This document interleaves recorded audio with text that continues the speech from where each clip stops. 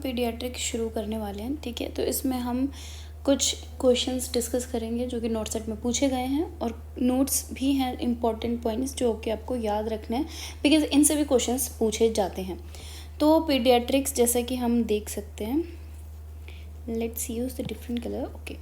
तो पीडियाट्रिक्स जो Abraham Jacob है वो फादर ऑफ इंटरनेशनल फादर हैं, ठीक है, किसके, पीडियाट्रिक्स के।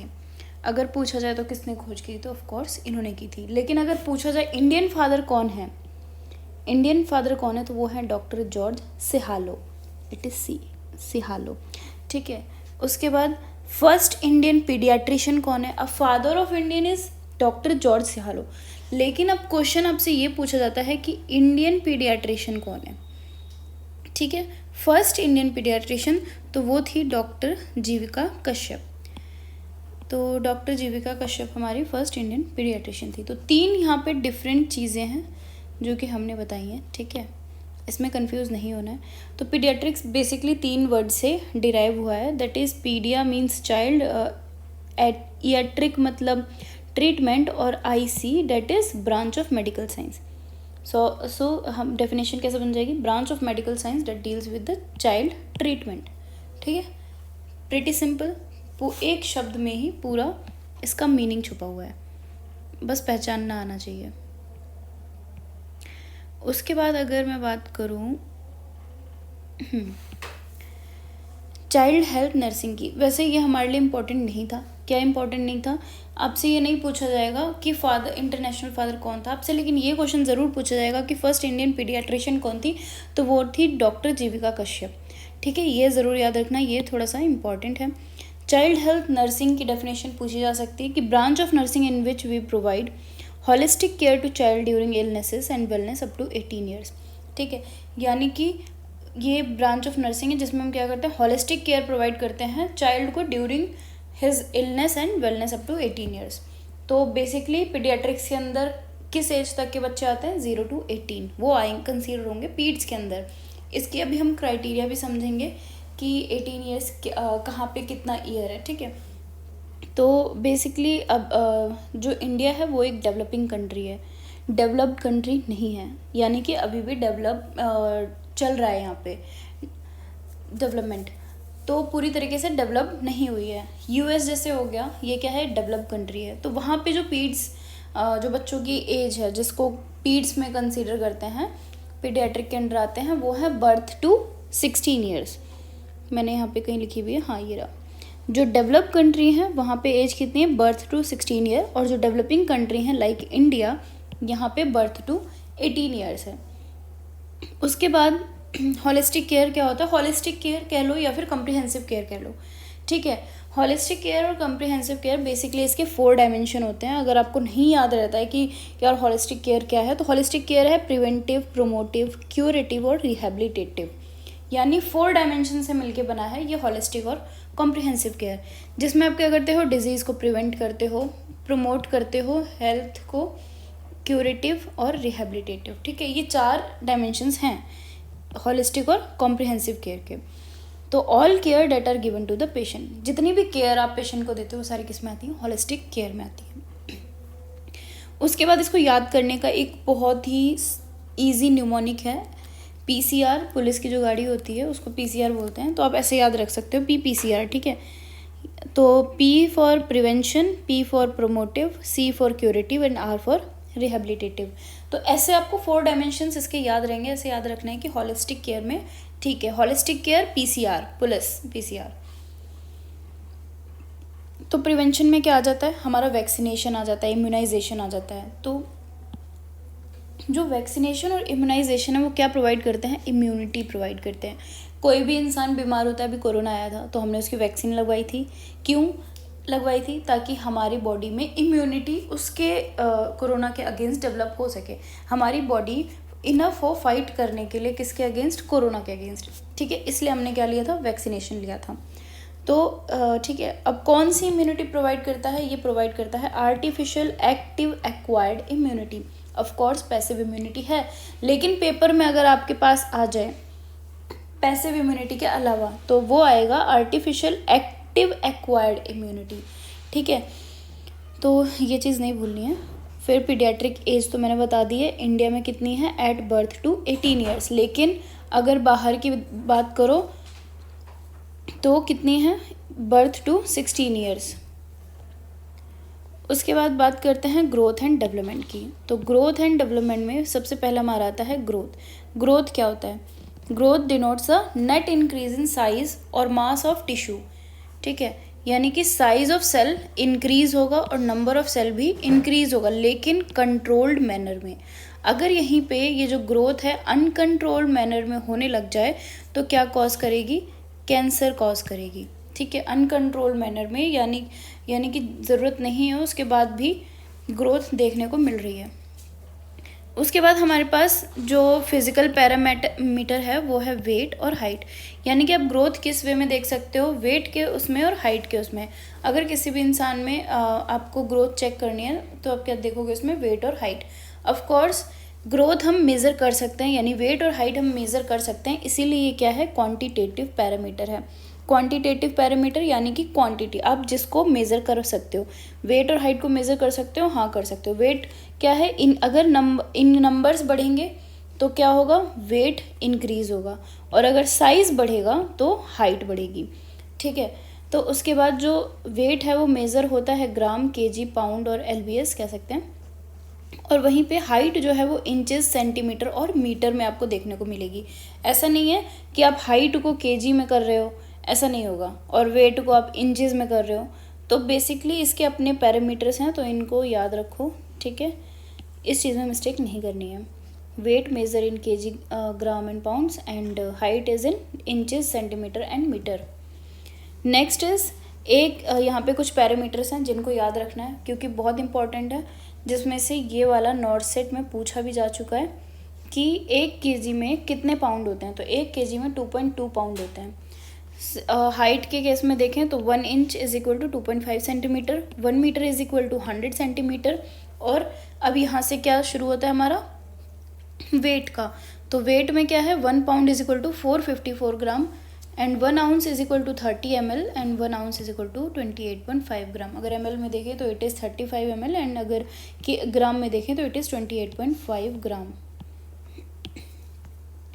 नेक्स्ट वही इम्पॉर्टेंट नोट जो कि मैंने बताया था कि अगर अनकंट्रोल नंबर होगा और साइज किसका, सेल का इंक्रीज होगा, देन उसे हम क्या बोलेंगे, कैंसरस सेल।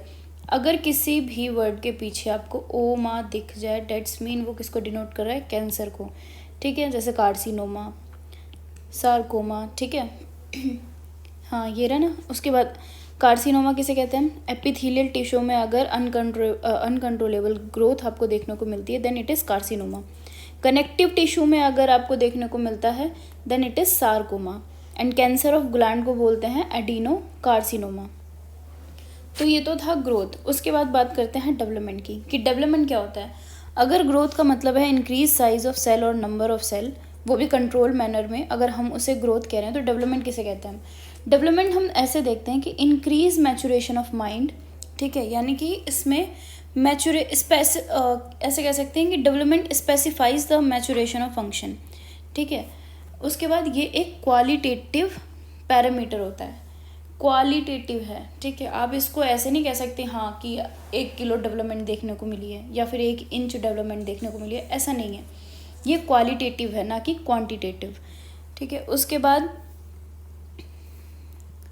बात करते हैं ग्रोथ की। तो ग्रोथ दो टाइप की है, यानी कि हमें 2 टाइम ग्रोथ देखने को मिलती है। एक है इंट्रा यूट्राइन ग्रोथ और एक है extra uterine growth. Intra uterine मतलब वूम्ब के अंदर, यानी कि जब वूम्ब में बच्चा आया है तब से जो ग्रोथ देखने को मिल रही है। और एक्स्ट्रा यूट्राइन मतलब after expulsion of foetus from the womb जो ग्रोथ देखने को मिल रही है उसे बोलेंगे एक्स्ट्रा यूट्राइन, यानी कि यूट्राइन से बाहर, और ये यूट्राइन के अंदर, ठीक है। तो यूट्राइन के बाहर तो भाई ग्रोथ हार्मोन वर्क करेंगे, GnRH बहुत सारे ब्रेन हार्मोन्स रिलीज़ करता है, ग्रोथ हार्मोन्स रिलीज़ करता है, तो उससे हमारा ग्रोथ देखने को मिलता है। Next is intra uterine growth. Intra uterine growth 2 type के होते हैं, पहला है सॉफ्ट टिश्यू ग्रोथ और दूसरा है स्केलेटल ग्रोथ। तो सॉफ्ट टिश्यू ग्रोथ, ठीक है, इंट्रा यूट्राइन में सॉफ्ट टिश्यू और स्केलेटल ग्रोथ का क्या इंपॉर्टेंस है। तो अब ये देखते हैं हम। तो देखो, बच्चा जो होता है वुम के अंदर से ही ग्रो करना शुरू हो जाता है। ऐसा नहीं है कि आपने 2.5 किलो का 3 किलो का बच्चा घुसा दिया उसके बाद निकाल लिया, ऐसा नहीं है, ठीक है। ग्रोथ शुरू होती है वहाँ पे। तो 2 टाइप की ग्रोथ देखने को मिलती है। पहली सॉफ्ट टिश्यू। सॉफ्ट टिश्यू क्या करता है, वेट बढ़ाता है। और स्केलेटल ग्रोथ क्या करवाता है, हाइट बढ़ाता है। यानी बच्चा अगर 3 किलो का है तो वो किसकी वजह से है, सॉफ्ट टिश्यू की वजह से है। और वहीं पे बच्चा अगर 50 सेंटीमीटर का हो रहा है तो वो किसकी वजह से हो रहा है, स्केलेटल ग्रोथ की वजह से, ठीक है। अगर बच्चे का जो सॉफ्ट टिश्यू है वो ग्रोथ मतलब नहीं इंक्रीज होगा, उसकी ग्रोथ नहीं होगी, तो बच्चा कैसा होगा, माल न्यूट्रिशन होगा, ठीक है। माल न्यूट्रिशन देखने को मिलेगा बच्चे में। उसके बाद अगर स्केलेटल ग्रोथ नहीं होती है तो ड्वार्फिज्म, ये सब देखने को मिलता है। बच्चा बहुत ही बूना होगा, छोटा होगा, ठीक है। यानी कि उसकी जो एप्रोप्रिएट हाइट होनी चाहिए थी अकॉर्डिंग टू हिज वेट, वो नहीं होगी। तो वेट और हाइट दोनों एक तरीके से काफ़ी इम्पॉर्टेंट रोल प्ले करते हैं, ठीक है। जैसे खली के केस में देख सकते हैं, वो बहुत ज़्यादा ही लंबा है। तो वो क्यों है, क्योंकि उसमें एक्सेस ग्रोथ हार्मोन रिलीज़ हुआ था, ठीक है, इस वजह से। यानी अगर ग्रोथ हार्मोन्स ढंग से काम नहीं करेंगे तो आपको ये सब चीज़ें देखने को मिलेंगी। एक्रोमेगेली, जिजेंटिज्म, ये सारे किस वजह से होता है, ग्रोथ हार्मोन के इम्बैलेंस की वजह से होते हैं, ठीक है। तो खैर अभी तो हम इंट्रा यूट्राइन की बात कर रहे हैं। तो इंट्रा यूट्राइन में क्या है कि वेट कैसे इंक्रीज़ होगा और हाइट कैसे इंक्रीज़ होगी, कौन से हार्मोन वर्क करते हैं, हम उस पर डिस्कस करते हैं अभी। तो जो सॉफ्ट टिश्यू की ग्रोथ है जब फीटस में है अभी, तो इंसुलिन हार्मोन की वजह से उसका वेट इंक्रीज़ होता है, ठीक है। वुम में है, अब उसका वेट कैसे बढ़ेगा, इंसुलिन हार्मोन की वजह से। यानी कि अगर मदर में ग्लूकोज लेवल ज़्यादा होगा तो ऑफ कोर्स बच्चे में भी होगा, जिसकी वजह से क्या होगा, इंसुलिन रिलीज़ होगा। अब ग्लूकोज आ रहा है, ठीक है, तो इंसुलिन रिलीज़ होगा। अब इंसुलिन रिलीज़ होगा तो क्या होगा, बच्चे का वेट बढ़ेगा, वेट बढ़ेगा, ठीक है। उसकी वजह से बच्चा क्या होगा, बहुत मोटा देखने को मिलता है आपको, ठीक है। अगर जो 4 किलो के 5 किलो के बच्चे हैं वो कैसे देखने को मिलते हैं, ऐसे देखने को मिलते हैं। और मोस्टली क्या होता है कि अगर मदर क्या है, मदर अगर डायबिटिक है तब भी बच्चा बहुत मोटा देखने को मिलता है। जो सास ससुर होते हैं वो तो कहते हैं हमने बहू की बहुत खिलाई पिलाई की।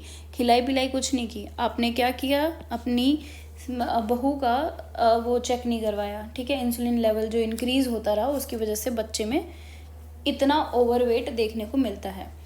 उसके बाद आता है हाइट के केस में। तो जो थायरॉक्सिन हार्मोन है वो हाइट इंक्रीज़ करवाता है, और थायराइड ग्लैंड जो होता है वो क्या करता है, थायरॉक्सिन हार्मोन सिक्रीट करता है, ठीक है। तो ये सिर्फ इंट्रा यूट्राइन लाइफ की बात हो रही है, इंट्रा यूट्राइन ग्रोथ। तो 12 वीक्स तक क्या होता है, ये हार्मोन सिक्रीट होता है थायराइड ग्लैंड से, और वो क्या करता है, उसको थायरॉक्सिन हार्मोन रिलीज़ करता है, और जिसकी वजह से हाइट इंक्रीज़ होती है। तो ये ये बहुत इंपॉर्टेंट है। First endocrine gland appear in IUL, यानी कि इंट्रा यूट्राइन लाइफ, ठीक है। उसके बाद हम ये क्वेश्चंस भी करेंगे, बट अभी आगे पढ़ते हैं। उसके बाद बात करते हैं ग्रोथ चार्ट की, ठीक है। ग्रोथ चार्ट, अब हमने ये तो देख लिया कि हाइट वेट बढ़ रहा है, लेकिन हम कैसे कहेंगे कि हाँ बच्चे की ग्रोथ हो रही है। कुछ तो एक चार्ट होगा अकॉर्डिंग कि हाँ इस एज में ये अप्रोप्रिएट हाइट है या ये अप्रोप्रिएट वेट है, कुछ तो ऐसा कैटेगरी होगा। तो इसी को करने के लिए ग्रोथ चार्ट यही बताता है कि ठीक है, ये किसने दिया था, डेविड मोरले ने दिया था, इंटरनेशनल लेवल पे दिया था डेविड मोरले ने। लेकिन इसने 2 चार्ट दिए, और इसने 2 चार्ट दिए थे। अब इसने जो दिया था ये NCHS, ठीक है, और CDC दोनों ही फेल हुए, दोनों ही किसी काम के नहीं थे। NCHS 1977 में और CDC 2000 में इसने दिया था। तो अब इनकी फुल फॉर्म क्या होती है, जो NCHS है, NCHS ग्रोथ चार्ट लॉन्चेस इन वही 1977, ये क्वेश्चन आ रखा है। दूसरा CDC growth chart stands for, यानी CDC की फुल फॉर्म क्या होती है? It is centre for disease control and preventive chart. और NCHS की फुल फॉर्म क्या होती है? It is national centre for health statistic.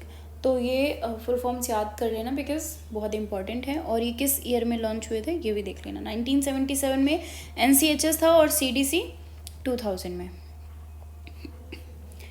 उसके बाद अब हम देखते हैं, ठीक है, अब क्योंकि ये दोनों फेल हो गए, इसने कोशिश तो की, चलो अच्छी बात है, किसी ने तो कोशिश की, लेकिन अब फिर से वही प्रॉब्लम कि हम कैसे बताएंगे कि हाँ बच्चा माल न्यूट्रिशन है या फिर उसका जो वेट है और हाइट है नॉर्मल है, कैसे बताएंगे? तो फिर उसके बाद WHO ने बोला कि अब मैं ये कोशिश करूँगा, ठीक है। तो WHO ने क्या किया, 2006 में ग्रोथ चार्ट एक लॉन्च किया, ठीक है, जिसको हम बेस्ट ग्रोथ चार्ट कहते हैं। और ये किस लिए है? To assess malnutrition under 5 year children, ठीक है। तो जो 5 साल तक के जो बच्चे हैं उनमें माल न्यूट्रिशन असेस करने के लिए WHO ने ग्रोथ चार्ट रिलीज़ किया। तो जो WHO ग्रोथ चार्ट है इसका पैरामीटर क्या था? वेट और हाइट, ठीक है। वेट हम मेज़र कर सकते हैं, हाइट भी हम मेज़र कर सकते हैं। तो क्राइटेरिया क्या है हाइट और वेट को मेज़र करने की? कि अगर 2 साल से कम का बच्चा है तो हर 2 महीने में आपको उसका हाइट और वेट लेना है। और अगर 2 से 5 साल तक का बच्चा है तो हर 6 से 8 महीने में बच्चे का वज़न और हाइट मेज़र करनी है, ठीक है। फिर उसके बाद आपको अकॉर्डिंगली उसमें देखना है क्राइटेरिया। तो ये जो WHO ग्रोथ चार्ट है ये बेस्ड है किस पे? अकॉर्डिंग टू MGRS यानी multi centre growth for reference study. ये फुल फॉर्म भी याद कर लो, बहुत इंपॉर्टेंट है, क्वेश्चन में पूछी जा सकती है। उसके बाद 6 कंट्रीज़ थी, ठीक है, 6 कंट्रीज़ थी जो इसमें इंक्लूड हुई थी, यानी कि सैंपल लिए थे। अब WHO ने ग्रोथ चार्ट रिलीज़ तो किया है, लेकिन ऐसा तो नहीं है ना कि सैंपल नहीं लेगा और उसको बोल देगा कि हाँ ये बिल्कुल सही है। तो उसने क्या किया, 6 कंट्री से सैंपल्स लिए। वो 6 कंट्री का न्यूमोनिक्स ऐसे याद रख लो, बोंगुई, ठीक है, बोंगुई। ये क्या है? वो 6 कंट्री हैं जो कि WHO के ग्रोथ चार्ट में सैंपल बनी थी। B for Brazil, O for Oman, Norway, Ghana, US और इंडिया। तो ये 6 कंट्री में उसने सैंपल्स लिए थे। तो उसके बाद जब सैंपल्स लिए थे, स्टडी की गई, तो WHO ग्रोथ चार्ट जो है वो सबसे बेस्ट चार्ट बताएगा to assess the malnutrition under 5 year old children, ठीक है। उसके बाद WHO ग्रोथ चार्ट ने जो रिलीज़ किया था उससे हमें 2 चीज़ें पता चलती हैं, एक्यूट माल न्यूट्रिशन और दूसरी क्रॉनिक माल न्यूट्रिशन। तो एक्यूट और क्रॉनिक माल न्यूट्रिशन पता चलता है इससे। एक्यूट में क्या था? वेट फॉर हाइट या फिर हाइट फॉर वेट, कुछ भी कह लो। एक्यूट हम तब कहेंगे जब वेट फॉर हाइट या फिर हाइट फॉर वेट होगा, यानी कि वेट जो है वो क्या है? कम है किससे? हाइट से। हाइट बहुत ज़्यादा है, इंसान लंबा बहुत हो गया है लेकिन बहुत पतला है, ठीक है, सूखड़ा सा एकदम, तो उसे हम एक्यूट माल न्यूट्रिशन कहेंगे। और क्रॉनिक माल न्यूट्रिशन हम कब कहेंगे?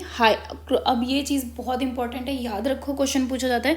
Wait for height for acute malnutrition and chronic में क्या है? हाइट फॉर एज, ठीक है। हाइट वेट अगर इंक्लूड हो रहा है then it is acute malnutrition, और अगर हाइट फॉर एज बोला जा रहा है then it is chronic malnutrition. यानी कि अब इसमें क्या है, हाइट कम है लेकिन एज ज़्यादा है। बच्चा हो गया फॉर एग्जांपल 10 साल का और उसकी हाइट कितनी है? 55 सेंटीमीटर। तो ये अकॉर्डिंग टू हिज एज उसकी हाइट बहुत कम है, ठीक है। तो वो क्या होता है? क्रॉनिक। अब यहीं से 2 टर्मिनोलॉजी देखने को मिलती हैं जो कि पेपर में पूछा भी जाता है नॉर्सिट में, वेस्टिंग और स्टंटिंग, कि वेस्टिंग क्या होता है और स्टंटिंग क्या होता है। तो वेस्टिंग का मतलब है, अब यहीं से पता चल रहा है कि वेट कम है पर हाइट ज़्यादा है, तो इसका मतलब क्या है?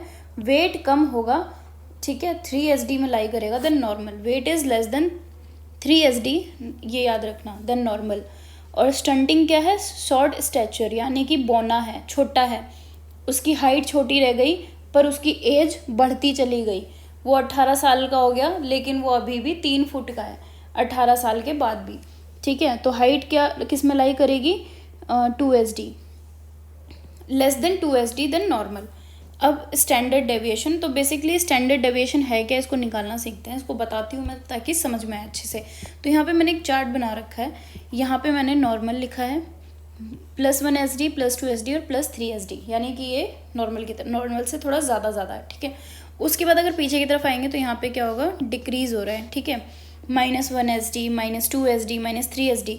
तो बेसिकली वास्टिंग में क्या होता है कि ये जो नॉर्मल वेट है, इस नॉर्मल वेट पे बच्चा नहीं होता है, बल्कि यहाँ पे लाई करता है, यानी कि सीवियर माल न्यूट्रिशन देखने को मिलता है, ठीक है। ये देखो यहाँ पे लिखा भी है मैंने, सीवियर एक्यूट माल न्यूट्रिशन देखने को मिलता है, यानी कि अगर उस 3 SD पे वो लाई करता है। अगर वो 1 SD पे है देन उसको हम बोलेंगे लो बर्थ वेट है बेबी का, 2 SD है then very low birth weight, और अगर 3 SD है देन हम उसे वास्टिंग या फिर सीवियर एक्यूट माल न्यूट्रिशन सैम भी बोलते हैं।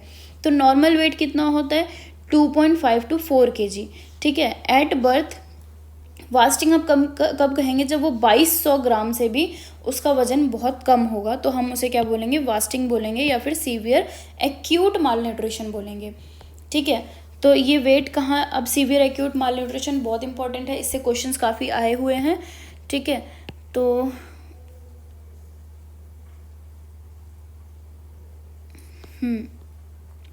इससे भी काफ़ी क्वेश्चन आ रखे हैं, तो हम अभी डिस्कस करेंगे उनको भी। वेट क्या होगा,